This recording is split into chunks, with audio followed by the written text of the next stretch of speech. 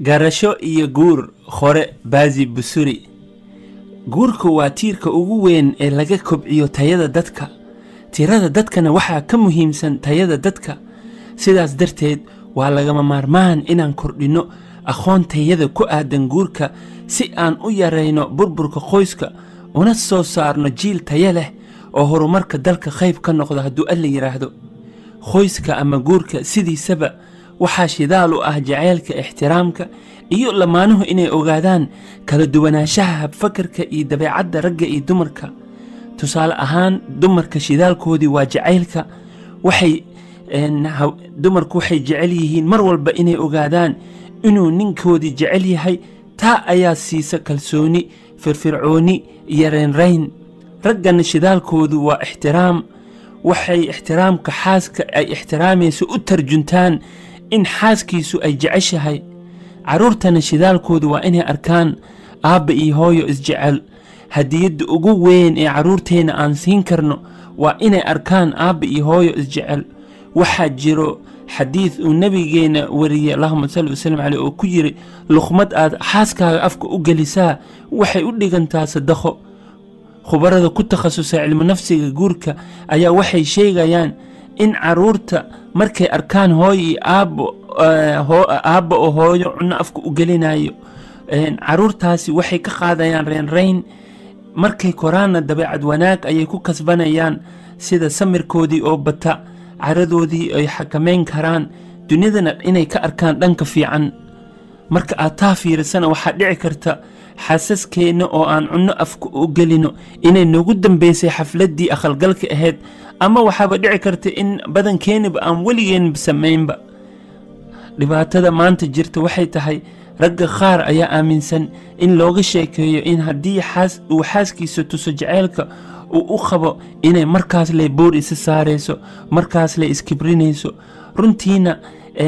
jacaylkaaga markaad ka khariso xaaska waxay sababaysaa inay cabashadeeda iyo sheegsheegashadeeda uu bato. ragga badankoodii waxay ka cabanayaan sheegshegashada badan ee xaasaskoodii, laakiin waxaysan ogeyn in xaaska markay cabanayso oo ay codsanayso kalsooni jacayl, si dadban ayaa waxay ku leedahay itusi inaad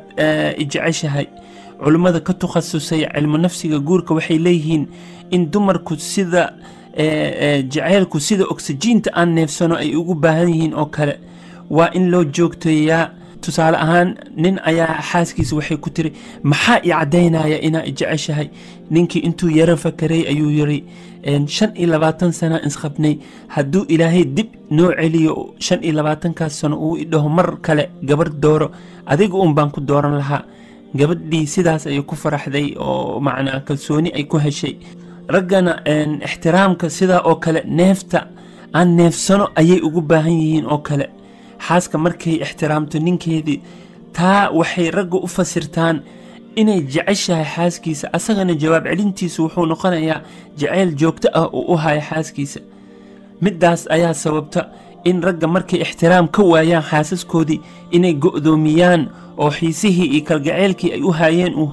aad hoos ugu dhaco. cilmi baaris lagu sameeyey 100,000 oo rag ayaa waxaa la weydiiyey su-aasha ah, kee baa doorbidaysaa, xaas ku jecel oo aan ku ixtiraamayn ama xaas aan ku jeclayn balse aad ku ixtiraamayso? jawaabtii cilmi baaristaas ayaa waxay noqotay in raggu ay yiraahdeen 80% inay doorbidaan midda labaad ee ahayd xaas aan ku jeclayn balse oo aad ku ixtiraamaysa. cilmi baaristan ayaa waxay caddaysay in raggu ay ixtiraamka u tarjuntaan inay xaaskoodii jeceshahay. waxaase ayaan dara ah in guryo badani ay maanta ka maran yihiin jacaylka iyo ixtiraamka, taasoo saameyn weyn ku yeelanaysa kobaca iyo akhlaaqda caruurteena, gurigana ka dhigaysa mid aad u holcayo, guri holcaya sida oraahdii cabiraysa ee ahayd anna ilmo ama caruur badan kaa daajay, adiguna ilin ama oohin badan iga daadisay. run ahaantiina guurka siduu alle ugu talagalay sidaa ma aha. alle qur'aankiisu wuxuu ku ballan qaaday inay guurka ka heshaan mawadda iyo raxmo, deganaansho iyo naxariis. balantii alle sideedii ayay weli u jirtaa, laakiinse anaga ayaan qaadin jidkii loo mari lahaa. waxaa kaloo muhiim ah in ay lamaanuhu ogaadaan in isku dhaca guurka ama mashaakilaadka guurka ay qof walba taabanayso oo aan adinka kaliya idinkuga ekeen waxay taabatay nabigeena suubanaa allahumma salli wasallim calayh markii lagu been abuurtay xaaskiisa umulmu'miniin caaisha waxaa kaliya muhim ah inay jirto rabitaan heshiis iyo inaad mashaakilka si qalbi furan u wajahdaan adinkoo qaadaya talaabooyinkan number 2 xal u raadi si dhaqso ah waqti dheer ha sugin dhibaatada guurka waa sida nabarka oo kale nabarku hadduu kugu dhaco haddaan si dhaqso ah loo daaweyn jeermis ayaa ku dhalanaya oo boog ay isu bedelaysaa daaweyntiisuna waxay noqonaysaa mid adag maxaa yeelay waxaa sii badanaya mala awaalkii qof walbana maskaxdiisa waxaa ku wareegaya malaxumo uu shaydaanka waswaaskiisa ku rumaynayso oo u malaynayso inay run tahay taasna waxay kala sii fogeynaysaa lamaanihii isjeclaa tan labaad qaybtaad ku lahayd ama qaladkaaga qiro badanaaba guur walboo jira in wixii dhacaa hal qof kaliya uusan ka mas'uul ahayn balse qof walba qayb ayuu ku leeyahay dhibaatada dhacday markaad qaybtaada qirato waxay gogol xaar u noqonaysaa heshiiska qalbiga lamaanahana ayay furaysaa tusaale ahaan waxaa jira sheeko uu ka sheekeynaya abwaankii weynaa cumar dhuule markay xaaskiisa gacalo ka carootay oo ay aaday guriga abtigeeda cumar guriga abtigii ayuu tegey abtigii ayuu salaamay abtigii wuxuu yiri gacalo aad ay u careysan tahay macnaa fursadaada aad ay u yar tahay maanta cumar asagoo kabankiisa wata ayuu gacalo qolkay ku jirtay ugu galay markaasuu wuxuu u tiriyey macnaa wuxuu u tiriyey heestii gacalo tix ka mid ah heestaas ayuu wuxuu ku qiranaya qaladkiisa ayadoo oranaysa wixii habboon baa mar uun halaabo duni hagaagsan la heli maaye ee hadda iyo dan ila heshii gacalo isla markiiba waxaa ka soo baxay qolkii cumar iyo gacalo gacmaha is haysta oo dhool cadeynaya abtigii sidii ayuu ku yaabay tan saddexaad qofka toos ha u weerarin waxaa jirto qaacido oranaysa mar walba abaar dhibaatada jirta ama mashaakilka jira ha weerarin qofka dareenkaaga ka hadal adiga oo aan dhahayn ereyada ah adiga weligaa sidaanaa tahay adiga mar walba sidaanaa samaysaa waa inaad waxaa fiican inaad ogaato roobka ayaa beerta bixiya onkodka ama gugaca beerta ma bixiyo marka waa muhim inaad dareenkaaga kaliya cabirto waxaa jirtay tusaalo gabar Soomaaliyeed oo ninkeedii qaadka si xun u bartay ilaa uu reerkiisa iloobo gabadhii ayadoo dareenkeeda iyo dhibka jira cabiraysa ay waxay ku tiri walaalow sida qaadka aad u bilowday ninkan akhiinay oo quruxda badnaa oo dabeecad wanaag lahaa ma tihid fadlan reerkaaga hadda yicin mustaqbal fiican ayaana horyaalo fadlan ha ka habsaamin wiilkii ereyadii ayaa saameyn weyn ku yeelatay qaadkii wuu joojiyey xitaa wuxuu qayb weyn ka qaatay inuu ka mid noqdo dhalinyaradii ku guuleysatay in qaadka laga mamnuuco dalka Ingiriiska ee UK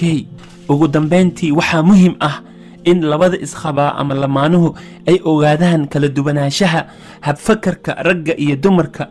rag iyo dumar ilaahay agtiisa waa ay ka siman yihiin laakiin waa u kala duway si ay isu kaabaan oo ay isu dhammaystiraan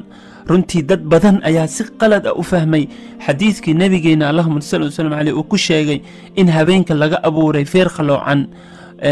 oo haddaa isku daydo inaad toosisana aad jabinayso rasuulka alle marnaba hadafkiisa ma ahayn inuu dumarka liido xadiiskan wuxuu ku ifinayay kaliya in ragga iyo dumarka dabeecadoodii ay kala duwan yihiin taas ayuu ku ifinayay wuxuu ka digaya rasuulka alle in raggu ay ula dhaqmaan xaasaskooda sida ragga oo kale dumarkana ninkooda ay ula dhaqmaan sida dumarka oo kale taas darteed ayaa arkaysaa markay waalidiinta dhexdhexaadinayaan lamaanaha gabadhiyo leh aniga ninkan hadalkayga ma fahmayo marka geel loo heeso goroyuu u heesaa marka aad si fiican u tixraacdana labadoodiiba khaladka ma lahan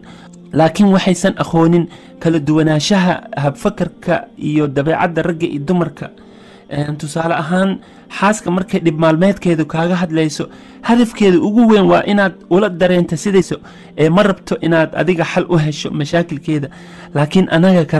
ka rag ahaan waxaa caadan u ah in isla markiiba xalka la soo boodno anagoo dhahayna maxaasaa u yeeli weysay sidaas baa lagu qaatay marka taas dhacdana xaaska waa caroonaysaa oo shalay ka noqonaysaa oo waxayba moodaysaaba inaad ku jeesjeesayso oo aad ka dhigayso qof aan wax garanaynin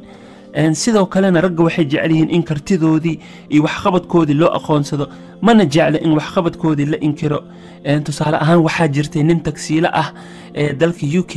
asagoo guriga ka baxaya ayaa xaaskiisa waxay ku tiri beddelkaaga lama heraaye baabuurka ama gaariga tartiib u wad ninkii wuxuu yidhi ereyadaas yarta ah ayaa waxay ii noqoto yiri dhiirigelin aan dhammaanaynin mar walba tagsiga markaan wadaayo yiri waa dhoola caddaynayay macaamiisha waxay isiinayeen tib xataa reviewga waxay isiinayeen inuu yidhi 5 nujuum macnaa ereygaas keliya macnaa marka waa muhim in ragga himadoodii iyo qiyamkoodii kor lagu qaado ayagoo la dhiirigelinayo tusaalooyin kalena waa jira markaa fiiriso ilaahay haweenku wuxuu ku manaystay multitasking wax la yiraahdo ayagoo cunno karinayso oo canuga hayso telefoon dhegta u saaran yahay ayay waxyaabo badan isku qaban kartaa hal mar haweenka laakiin rag waxa waa ilaahay wuxuu si single focus macnaa hal shay markuu qabto taas kaliya rabaa inuu qabto marka taasna xikmadda ilaahay ka mid tahay oo ugaarsataa la ahaaye ugaarka ayay macnaa inuu wax soo ugaarsado ay u suuro gelinaysaa sidoo kale inuu reerka ka difaaco khatarta ku soo food leh ayay macnaa ay u suuro gelinaysaa si kastaba ha ahaatee gunaanadku wuxuu yahay waa inaad kordhisaan aqoontiina ku aadan guurka kun camal fashaan hadduu alla yiraahdo gaar ahaan dhallinyarada hadda guursanaysa iyo kuwa guursadayba taa ayaa u horseedayso inaad soo saartaan jiil taya leh ee u horseedayo horumar nabad iyo barwaaqo dalkeena hadduu ilaah yiraahdo waxaan jeclahay inaad ka faa'iidaysateen waa walaalkiin Baazil Busuri oo idin leh akhrin wacan